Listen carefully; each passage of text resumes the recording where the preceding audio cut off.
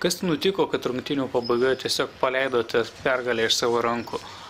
Nežinau, turbūt gal jėgų pritrūko irgi, nors varžovai žaidė šešiesi, mes septyniesi, didelis pražangų skaičius. Nežinau, gal vyrai per anksti patikėjo pergalę, iš tikrųjų turėjom, atrodo, 16 taškų persvarą trečiam kėliny ir gal atsipalaidavom, gal jėgų trūkumas, neįsivaizduoju. Netekote trenerio, dabar pačiam teko imtis trenerio vaidmens. Kaip pasikeitimai komandoje, ar tai gera komandos viduje, ar į blogą? Nežinau, iš tikrųjų, treneris buvo labai geras, paprasčiausiai tokios padėtis tokia gavosi, kokia gavosi ir nežinau, esam iš tikrųjų labai dėkingi treneriui, kas mums padarė, didelį darbą įdėjo savo laiką, aukojo. Tavai, čia aš ne treneris, paprasčiausiai traumuotas ir negaliu žaisti, tai bandau kitaip komandai padėti užvesti, negu geriau namuose sėdėti ir televizorių žiūrėti. Ir paprasčiausiai trūko žaidėjo daug šiandien, net neaišku kaip žaisim. Matos komandai buvo didelis užsivedimas, norėjo vyrai įrodyti, kad galim žaisti ir kaip pasakyti, ir pasikeitimam įvykus, pradžia visai nebloga, nežinau, kas atsitiko, bet aišku, dar sunku sakyti, kaip kas bus, bet žiūrėsim ateityje, kitais metais žiūrėsim, kas bus. Gedai, galima sakyti, kad šiandien Fortuna buvo jūsų pusėje, nes 3 kėlinius jūs atsilikinėjote daugiau nei 10 taškų, tačiau sugebėjote paskutinėmis sekundėmis išplėšti pergalę. Kas nutiko tiesiog, kad taip komanda, aišku, šiandien buvo nepilnos sudėties, tačiau Rovak vis dėlto yra kovotojų komanda, stipri komanda. Ir kas nutiko, kad tai buksavo? Buksavo gal trūko vėlgi tų pagrindinių žaidėjų, kurie žaidžia daugiausia minučių aikštelėje. Tas vadinamas antras startinis, tai Donatas Saverlingis ir aš pats, ir Evaldas Einoris.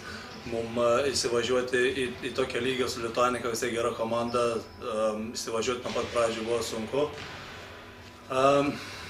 Bet paskiau Donatas Saverlingis, kuris pelnė 20 taškų berods, primetė tritaškių, savo pasitikėjimą atgavo, kur buvo dingęs jau nuo praeitą sezoną, gal naujų metų, sakykime, gal 12 mėnesių. Tai tikėkime, kiti komandos nariai pasitikės jo daugiau ir gaus žaisti, nes kadangi jis vis tiek žaidęs aukščiausiose lygose Lietuvoje, žinomas kaip geras žaidėjas, atvažiavęs iš gerų klubų lošęs. Toliau turim Jordaną Meras, tas irgi turi patirties nerealiai. Aš pats treniravęsis su Robertu Javtoku ir ten su Čepuliu Arvidu, tokiais su Donatu Slaina, kurie žaidžia Ispanijos lygose, tai man tą įtampą mes gavinėjom 18 taškų. Tai mums nėra nieko neįmanoma atlošti. Ir Giedrius Šeginskas parodė savo kovingumą, 38 naudingumo balai, pakeitė Liną Gelažauską, kurį norėtume visą komandą pasveikinti su naujagimiu prieš savaitę susilaukė. Tai tą pergalę norėčiau dedikuoti kaip Linui, už jo kovojimą nuo rugsėjo mėnesio iki dabar, kiek jis galėjo, padėjo. Tai va, tą pergalę tau, Linai, parašai žinutę, laimėjom, atsitęsėm, tai vyrai kovojo iki galo. Gal šiek tiek trūko Aurimo Žukauskas, kuris įsibaudavo trečiam kėliny nuo pradžio keletą tokių gal nereikalingų būdų. Bet šiaip vyrai tai su didelė patirtim, tai 18 taškų.